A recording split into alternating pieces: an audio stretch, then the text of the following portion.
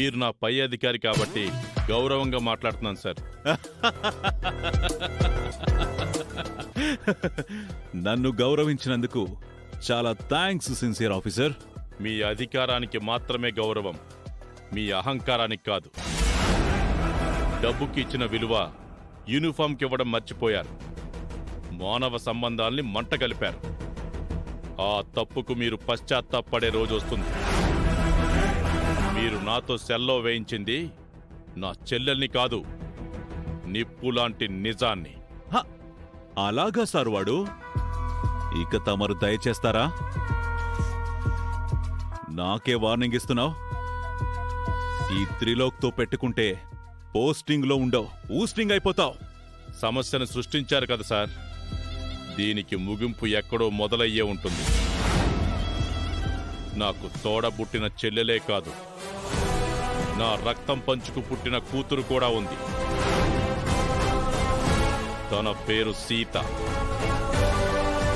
పేరు మాత్రమే సీత, కానీ తను శివంగి.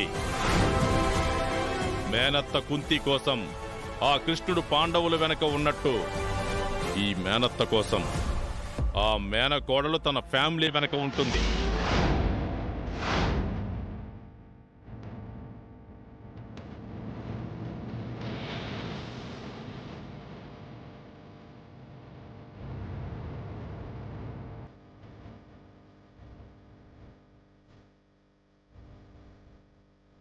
ఎవరయ్యా ఆ సీత? ఏం చేస్తుందంట?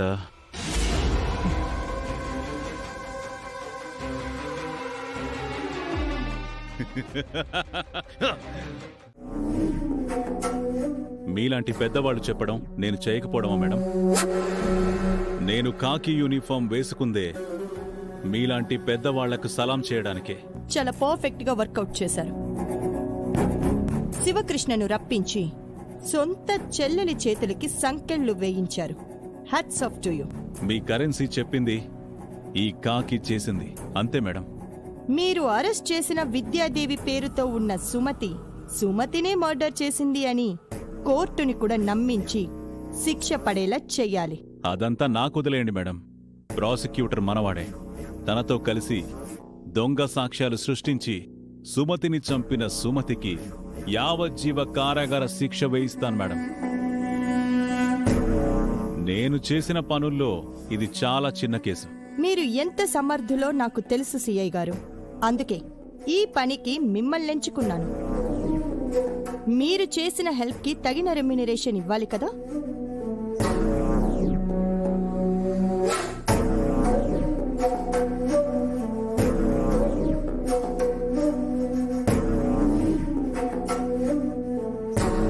ఇందులో మీకు ఇస్తానన్న అమౌంట్ కన్నా డబుల్ ఉంది, తీసుకోండి. మీరిలాంటి కానుకలు ఇవ్వాలే గాని మీకోసం ఏమైనా చేస్తాను మేడం. సదా మీ సేవలో సిఐ త్రిలోక్.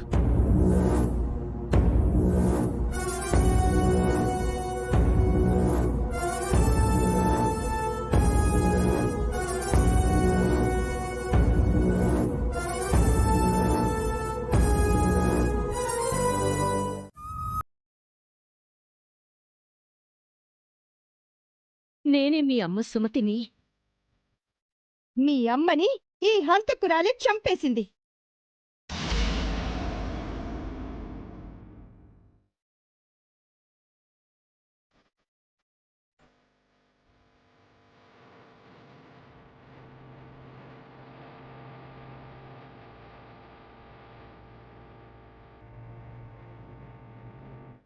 ఏంటి ప్రీతి, నువ్వేం తినలేదంట? ఇదిగో నీకోసం టిఫిన్ తెచ్చాను, తిను. వద్దు వదినా. వద్దు అనకూడదు, నేను తినిపిస్తాను, తిను. ప్లీజ్ వదినా, నాకు తినాలనిపించట్లేదు. ప్రీతి, అమ్మ చనిపోయిందని తెలిసినప్పటి నుంచి నా మనసేం బాలేదు. చచ్చిపోవాలనిపిస్తుంది. అలా అనకూడదు. మీ అమ్మ చనిపోలేదు, బ్రతికే ఉంది. అమ్మని విద్యాదేవి టీచర్ చంపేసిందని పిన్ని చెప్పింది కదా. మీ అన్నయ్య నువ్వు ఎందుకు మీ పిన్నిని అంతగా నమ్ముతున్నారు? ఆవిడ చెప్తే నిజమైపోతుందా? చిన్నప్పటి నుంచి మాకు అమ్మ లేకపోయినా పిన్నే అన్ని తానే పెంచింది వదినా. అలాంటి పిన్ని నమ్మక ఇంకెవరిని నమ్ముతాం?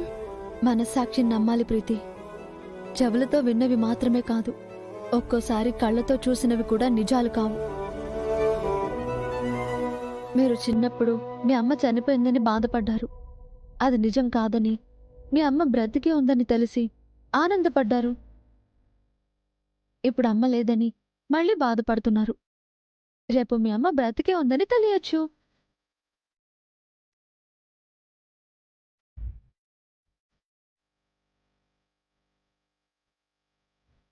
లైఫ్ అంటే మిస్టరీ అంటారు. ఎప్పుడేం జరుగుతుందో చెప్పలేము. ఏవి మన చేతుల్లో ఉండవు. అలాగే బాధ, సంతోషం ఏది శాశ్వతం కాదు. బాధ తర్వాత సంతోషం ఒకదాని తర్వాత ఒకటి వస్తూ ఉంటాయి. అది చూస్తూ అనుభవించాలి తప్ప దేని దగ్గర ఆగిపోకూడదు. ఇంకా చాలు వదినా.